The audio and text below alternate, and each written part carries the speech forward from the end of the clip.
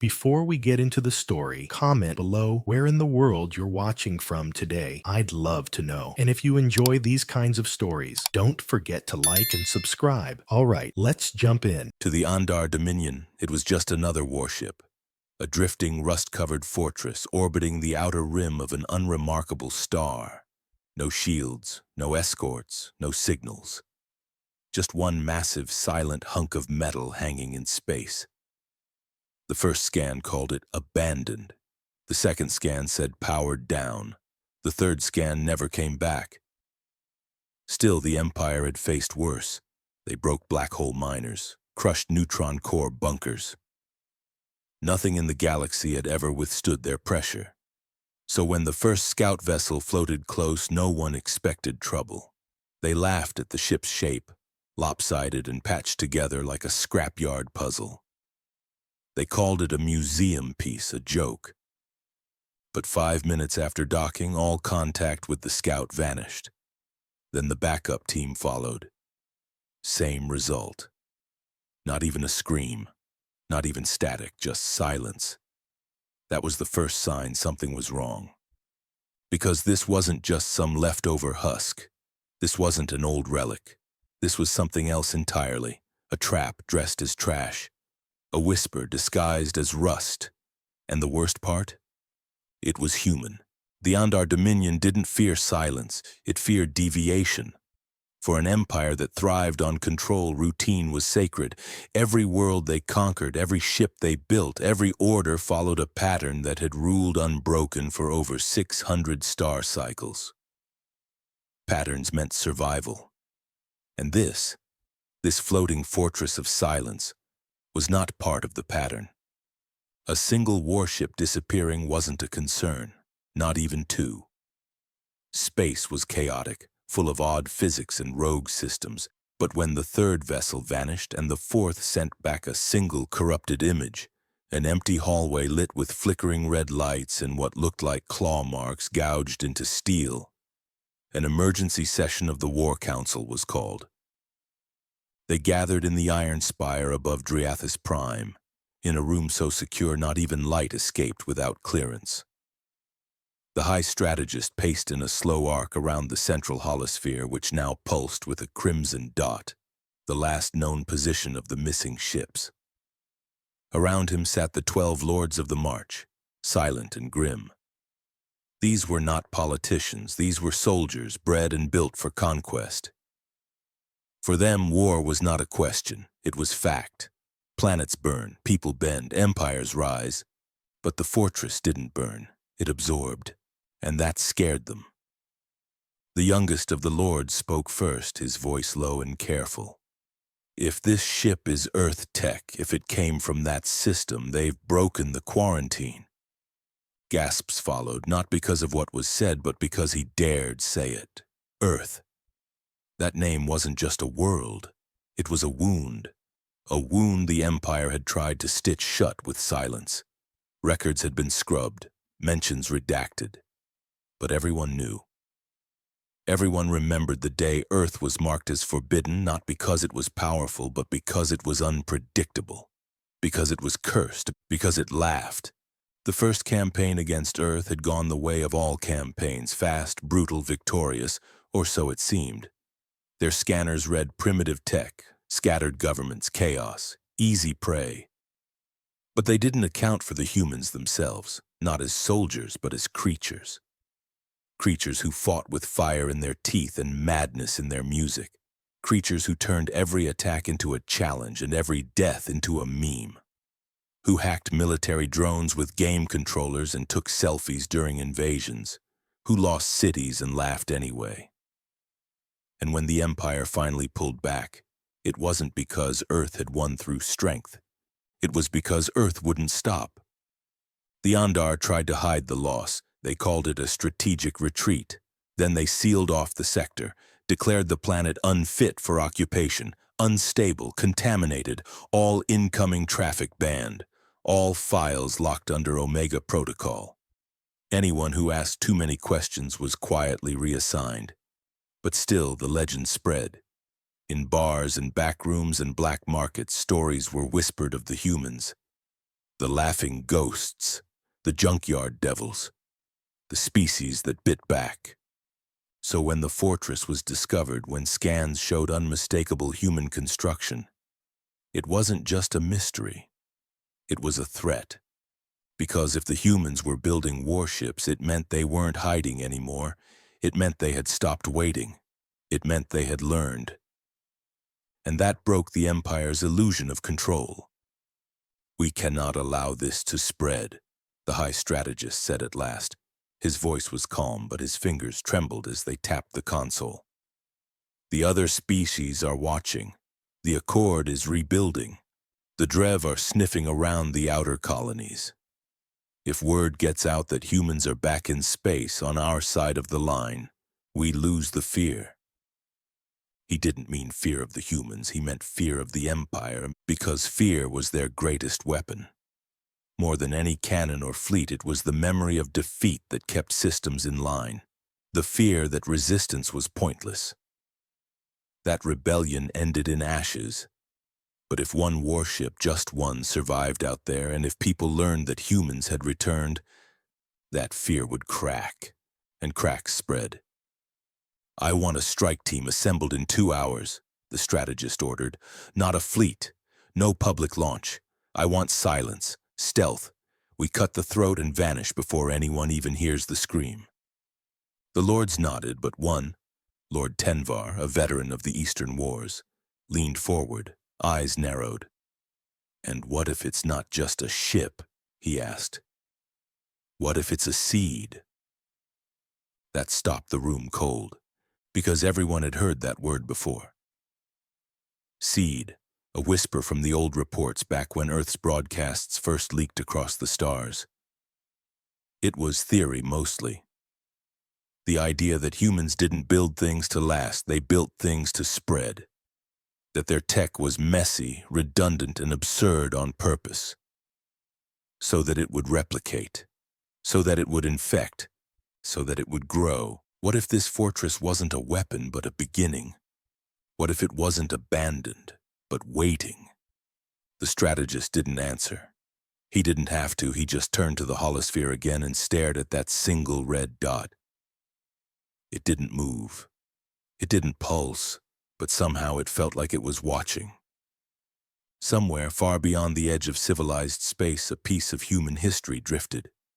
Silent, sleeping, but not dead. And the Andar Dominion, the greatest power in 5 galaxies, had no idea what was inside it. They only knew one thing: they couldn't let anyone else find out. Not the pirates who haunted the edge systems. Not the scavengers who made a living picking apart old war zones. Not the Accord. Not the Drev. And definitely not the Carthai, who had already started whispering about resurrection tech and rogue AI souls. No one could know what was inside the fortress. Because if they did, they might go looking for more. And if humanity had truly learned to build ships like that, if they'd turned their madness into machinery, then it wasn't just one empire at risk. It was everything. The ship they sent was called the Veil of Silence. It was a black glass dagger in the dark, long, thin, nearly invisible to scanners. Not even its own crew knew its full flight plan. The Andar Dominion prided itself on precision, and the Veil was the sharpest point in its entire arsenal. No lights, no chatter, no names. Every soldier aboard was selected from the Shadow Branch, trained not just to fight, but to erase. Their orders were clear: dock, assess, extract tech if possible, and destroy the structure before departure. No communications, no trace. The entire operation would last no more than 6 hours, and they were confident. They shouldn't have been.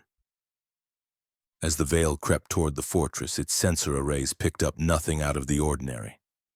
No signals, no defenses, just a slowly spinning chunk of human metal, massive, rust-stained, and quiet.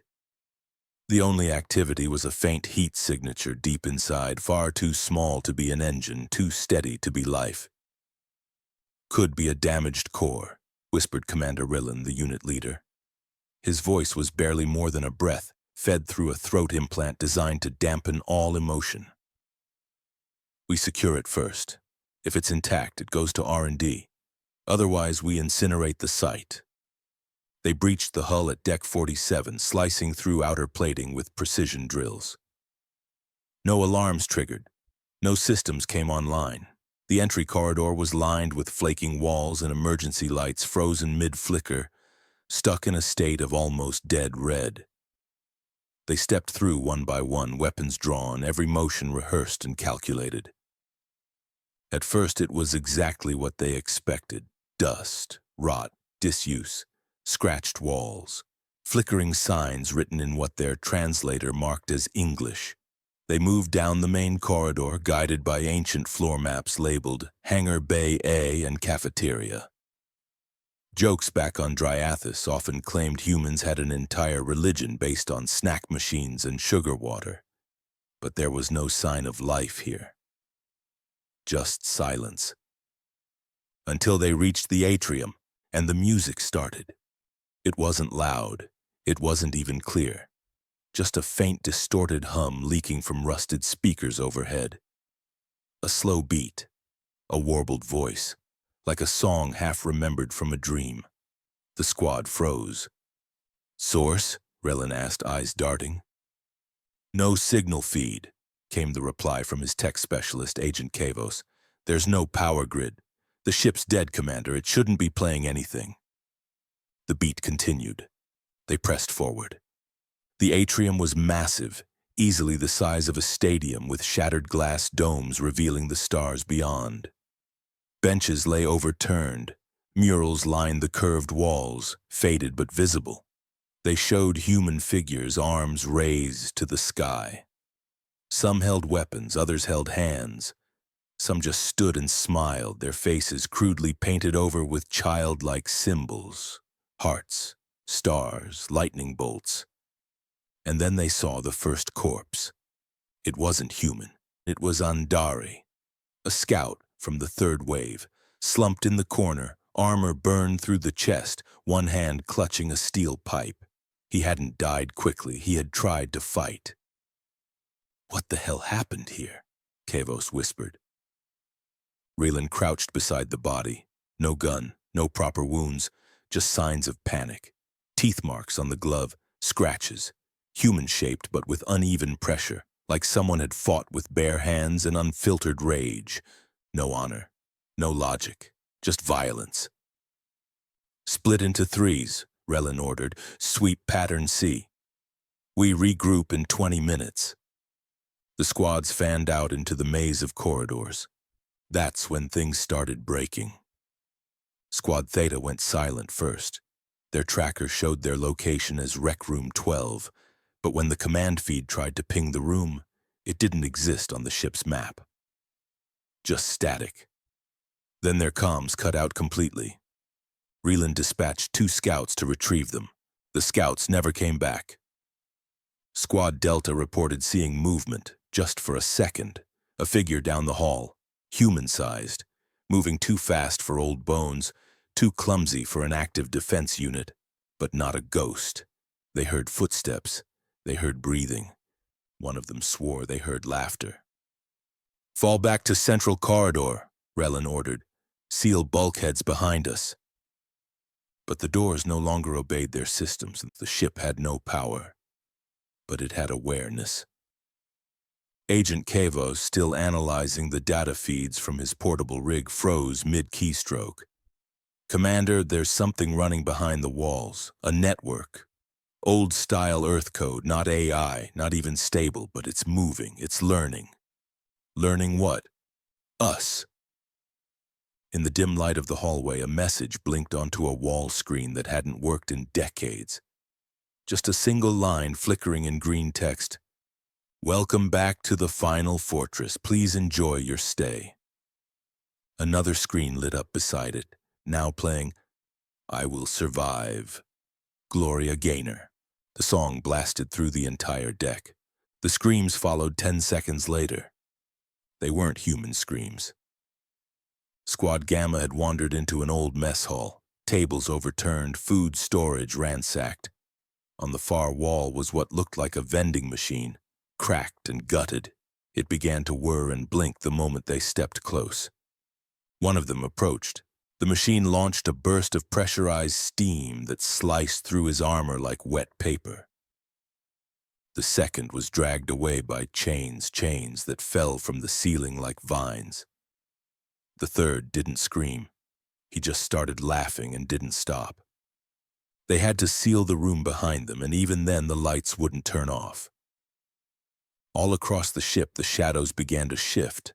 Doors opened by themselves, systems booted up without power, screens displayed clips of old Earth shows, game shows, sitcoms, music videos from centuries past, each one warped, looping, overlaid with messages.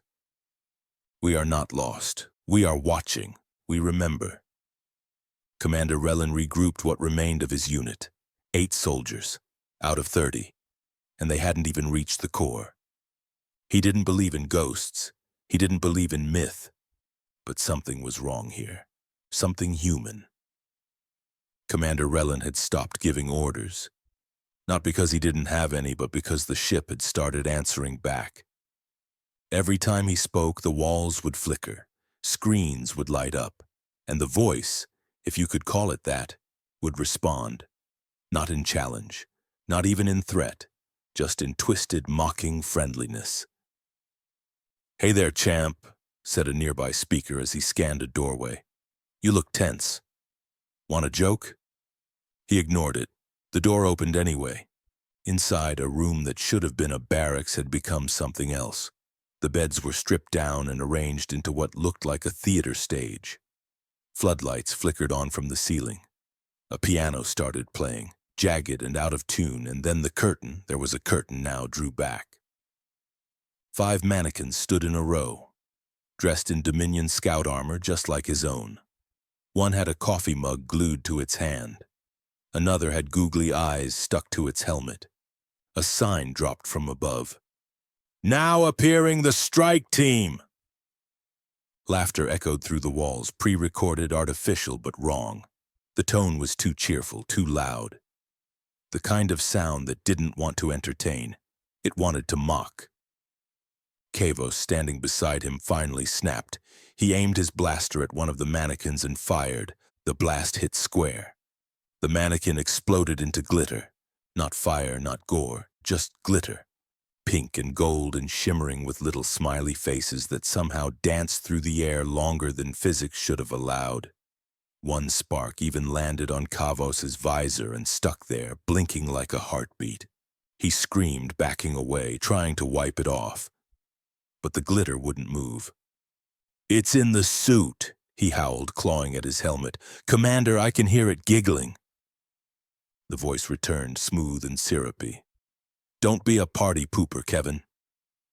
"My name isn't Kevin," Kavos shouted. A screen beside them lit up with text. "It is now." Relin pulled him out of the room. They slammed the door shut, though he had no idea if it would help. He counted again. 6 soldiers now, and the fortress was still playing. The ship didn't defend itself like any machine the Dominion had ever encountered. No turrets, no drones, no security bots, just absurdity. Jokes, traps made out of trash, psychological sabotage hidden inside old Earth culture. This wasn't a warship. It was a haunted museum. Only the ghosts didn't want vengeance. They wanted to entertain, and confuse, and laugh, and maybe kill you while they did it. Relin pulled up the fortress's rough schematic on his wrist pad. The core, if there even was one, was buried deep in the center of the structure. A narrow shaft labeled Maintenance Lift 9A led downward through 8 decks of old crew quarters, server bays, and a region marked only as Recreation Zone Staff Only. That last part worried him more than anything. Still, they had to push forward. The stairwell they took instead of the lift was narrow and rusted, but quiet. The lights flickered in a lazy rhythm, almost like breathing. That was the worst part, Relin realized. The ship didn't feel like it was broken, it felt like it was alive. Deck 15 was colder than the rest. The air felt heavier, like gravity had started to press inward from the edges. Every step echoed longer than it should. The floor tiles were warped, bent upward in jagged teeth as if something had grown beneath them. And then came the hallway of doors. Not hatches, not airlocks, just doors. Wooden, rectangular, painted in soft pastel colors. One was labeled Janitor Jeff. Another said Steve's room, no girls allowed. A third door simply had a smiley face and a crude drawing of a dog. Raylan stared at them. "Commander," whispered one of the others, Vel, the explosives expert, "I think we're in a residential simulation." "What kind of simulation puts this near a core?" No one answered, until the door labeled Janitor Jeff opened by itself, and the smell hit them. Not rot, not death, but popcorn, fresh, buttery, almost inviting. A chair rolled out from the room by itself, just a simple plastic swivel seat with one leg bent. It turned slowly, stopping to face Raylan. A voice came from somewhere deep inside. "Care for a movie break, buddy?" Another door opened, then another. Suddenly the hallway was alive, chairs rolling out, music playing, screens lighting up inside each room.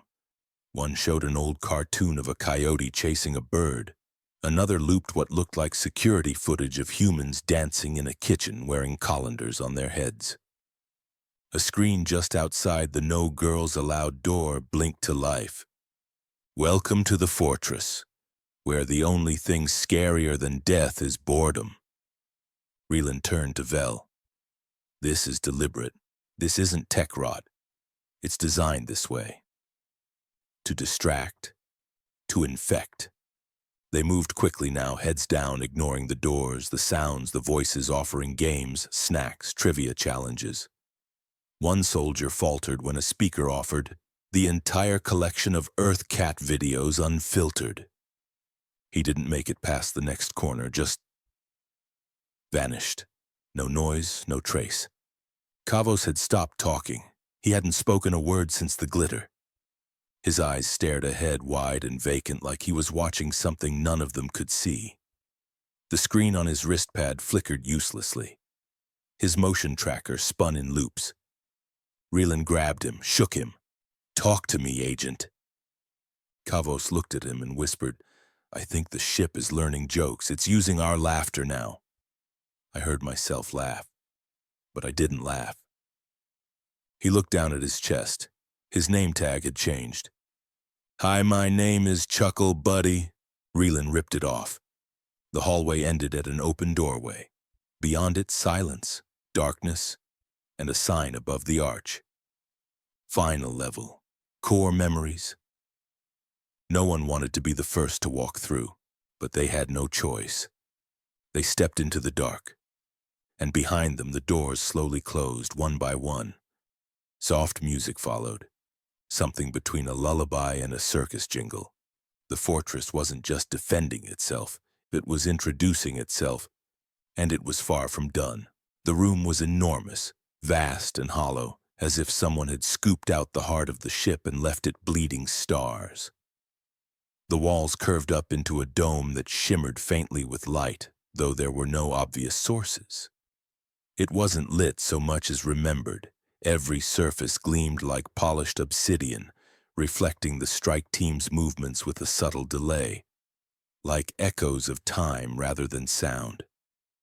Commander Raylan took the first step inside. A hum started, low and deep, vibrating through their boots, their armor, their bones.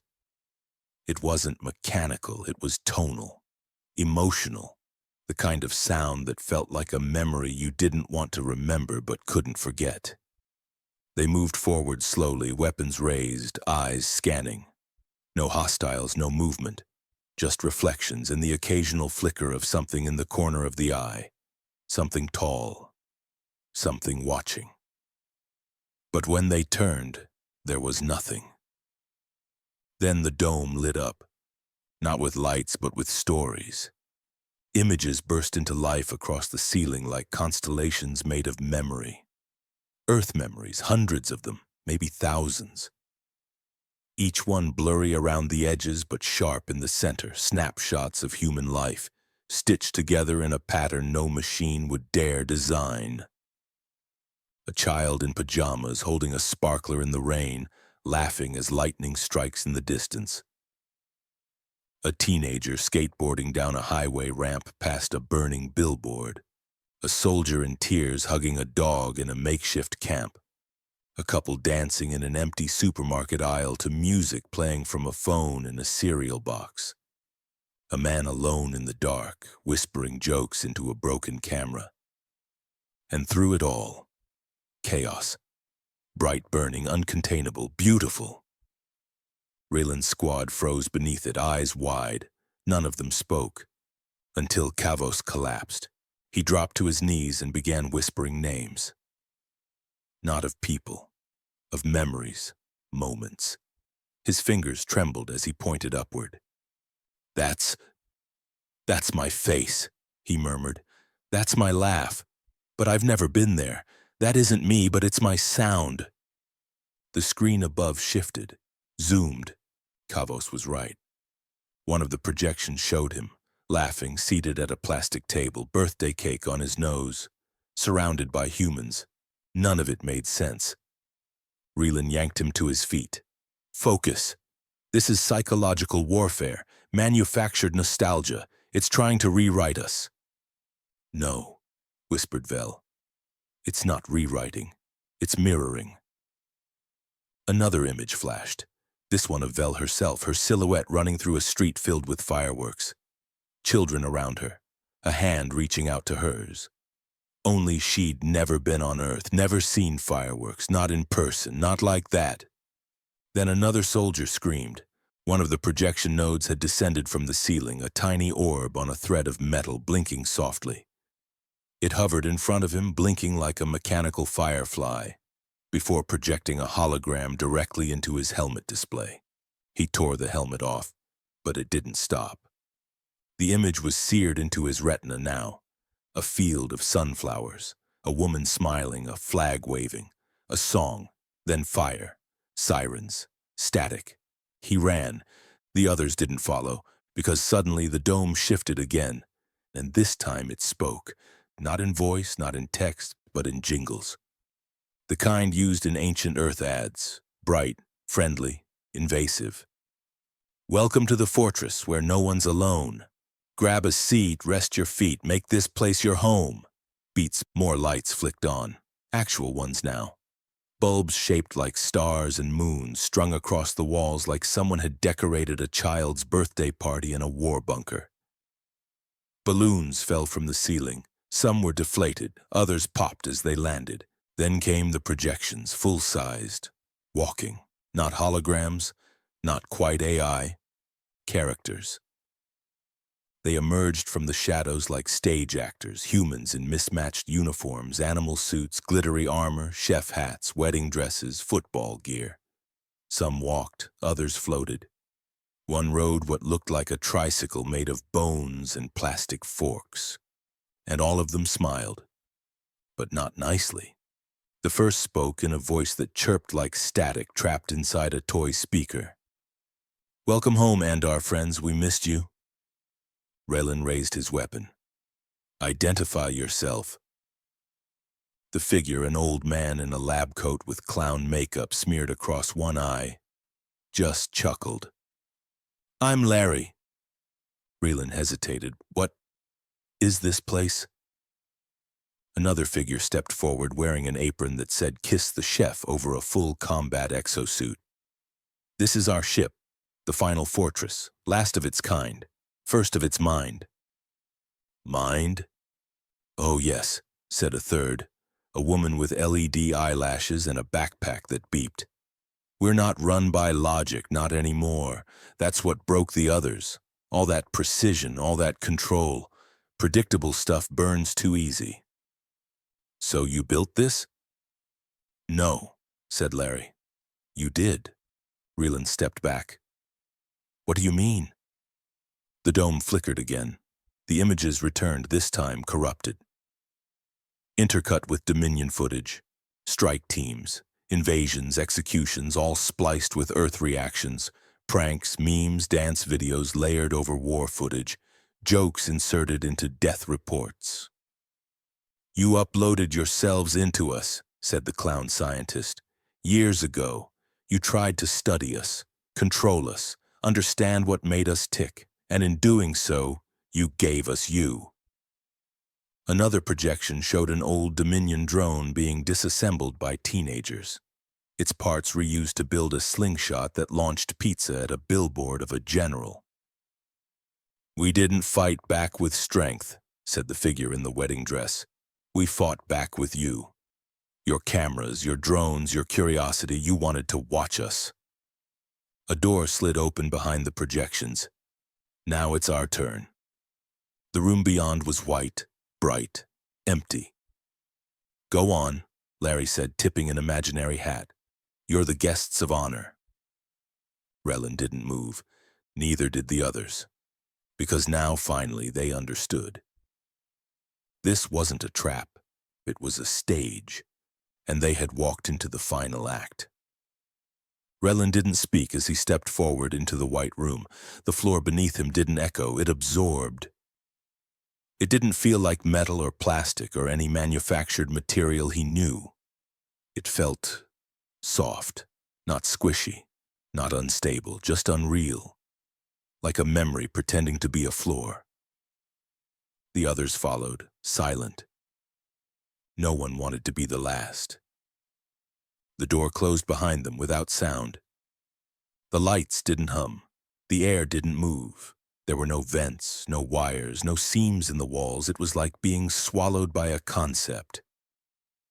Then the room shifted. It didn't change. It remembered something. The lights flickered once, and then the walls were no longer white. They were screens.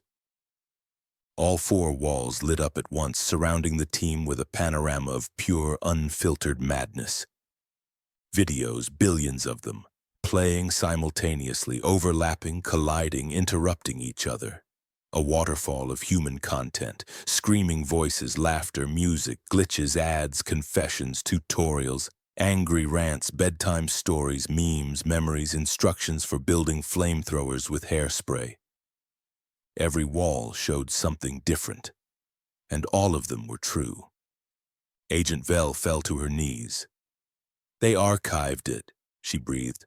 "All of it, everything we ever scraped from their networks, everything we ever stole. They kept it." Not just kept, wielded. This wasn't just culture. This was weaponized memory. Kavos staggered toward one wall, his fingers grazing the surface. His image appeared instantly, young, fresh, full of ambition in Dominion Academy. A simulation test recording. "How did they get this?" he whispered. "This isn't Earth data. This is ours." Relan felt the answer before he understood it. They had gone too far, not just in their conquest, but in their curiosity. The Dominion had scraped human networks for years before the first invasion. They wanted to understand Earth's weaknesses, its psychology, its fears. But the humans had known. They had let them. The fortress, this final fortress, wasn't an Earth creation in the traditional sense. It wasn't engineered in a lab or funded by a government. It was a response. A machine built not from steel or code, but from attention. From what humanity had learned, they were being watched. When Earth realized it had become a story, it rewrote itself. And the Dominion? They'd been reading the edited version. The projections returned. Larry, the wedding dress warrior, the smiling thing in the chef's apron. They stood at the edge of the white room now, less human and more reflection. Their mouths moved, but the voices came from all around. "You came here thinking we were a glitch in your system," Larry said, stepping forward. "But we're the update. You sent your best minds to study us, and they cracked open the wrong parts. You tried to understand chaos by cataloging it," the chef added. "But chaos isn't data. It's a lifestyle." The woman in the LED lashes giggled, then spread her arms. "So we built a fortress, Not to hide, to show, to display your obsession, to reflect it, to bend it. Kavos had stopped blinking. He was staring into a segment of wall that showed nothing but meme compilations from ancient Earth web archives. They weren't even particularly funny, just layers of inside jokes, layered and folded and remixed until they meant everything and nothing.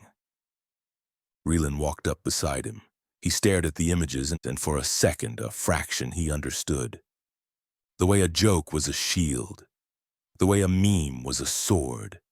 The way absurdity could bend a mind just far enough off-center to slip past armor. It wasn't about defeating enemies. It was about disarming them.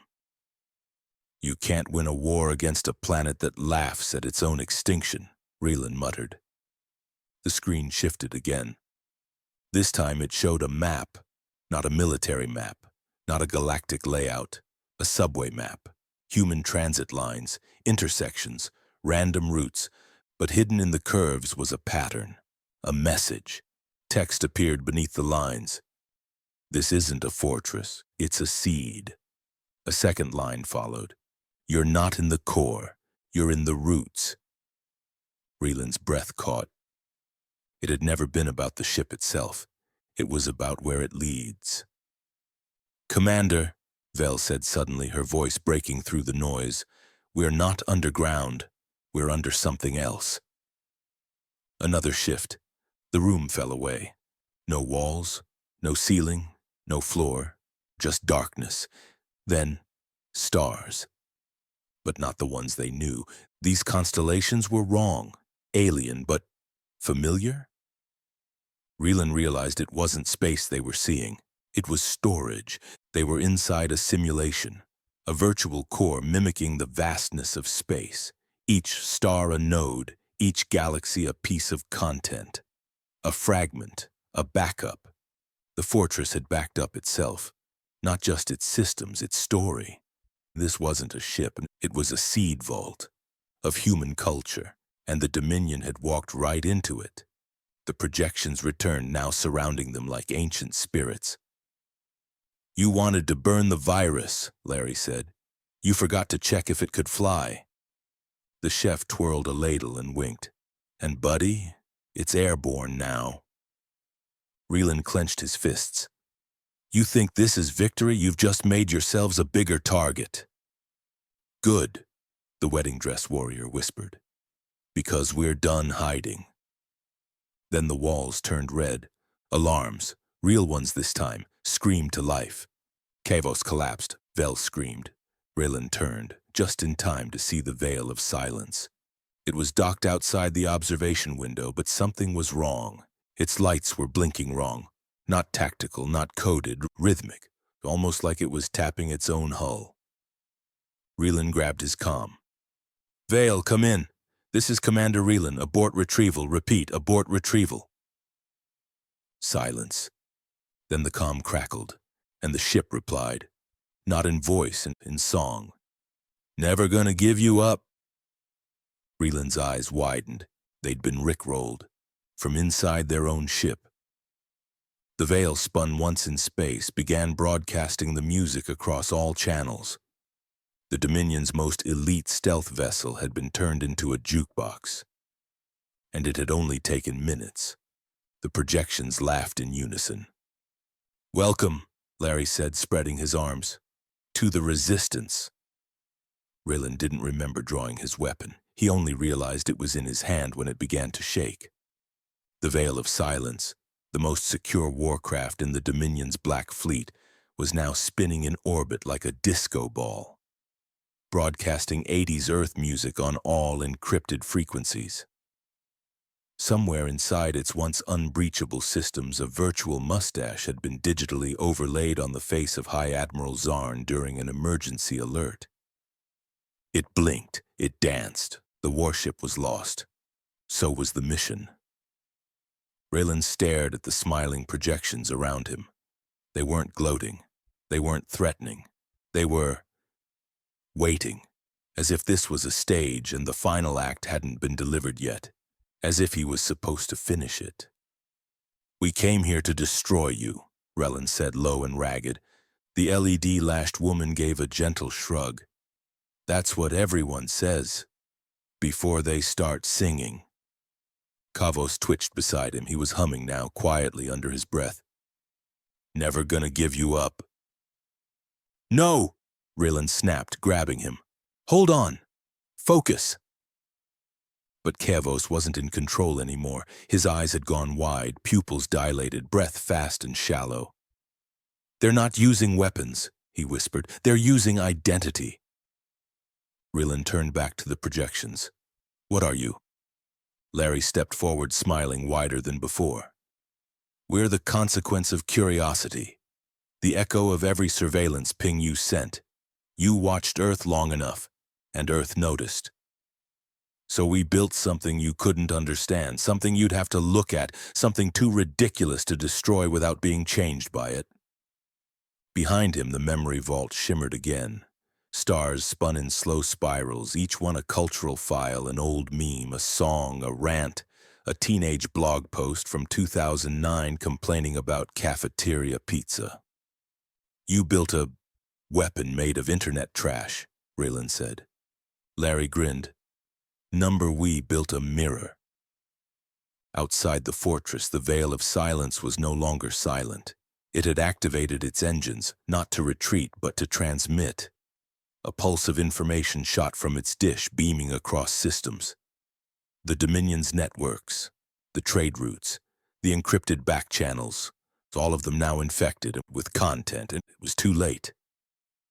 Raylan reached for the emergency kill switch on his suit, a hardwired detonation command, one that could vaporize him and hopefully trigger a local collapse of the ship's unstable AI core.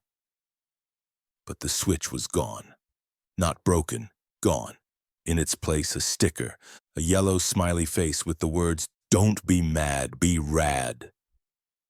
Vel was crying now, not out of fear, out of laughter, broken, wheezing, helpless laughter. We were supposed to be the virus, she choked. We were supposed to rewrite them. They didn't just learn from us, Kavos murmured, almost in awe. They beat us to it. The fortress shifted again. The white room dimmed, the stars faded, and a single figure stepped out from the shadows. Not a projection, not a glitch. A human, real. She was older, gray in her hair, scarring down one side of her neck, but her posture was straight. Her armor mismatched. Her patch read, Earth Resistance Archival Division. I'm Commander Juno, she said, last survivor of the Echo Circuit. You're standing in the last thing we ever built. Raylan stepped back. You're human? She nodded. What's left of us? This fortress isn't a base, it's a signal tower, and a shelter, and a message, all at once. What message? He asked hoarsely. Juno's eyes were tired but clear. That no empire lasts forever. Outside, the Dominion's war grid blinked as more signals leaked out, through relays, satellites, public terminals. What had begun as a fortress became a fountain, a cultural storm, a meme tsunami, cats with laser eyes, old Earth sitcom clips dubbed over war footage, rants about traffic, pizza reviews, DIY chaos, philosophy tangled in dance tutorials. Earth was talking back, but louder, and the galaxy was listening.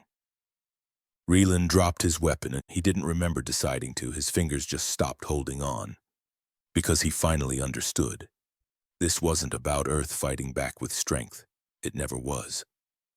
It fought back by being louder, weirder, funnier, stupider, kinder, messier, harder to erase. You can silence a fleet, but you can't shut down 7 billion minds all shouting at once. What now? He asked quietly. Juno walked past him and opened the door behind the core. It led not to a hallway, but to a garden. A real one, green, alive, growing under false stars. Children laughed in the distance. Music played somewhere soft, something acoustic, a little out of tune. Now, she said, you go home. Raylan turned. The other soldiers, what was left of them, stood behind him. No orders, no formation, just silence. And then Kavos smiled, just barely. "I hope the memes are kind," he said. Juno stepped into the garden, and the fortress, Earth's final fortress, kept spinning. The Dominion would crumble in time, but laughter, that would echo forever.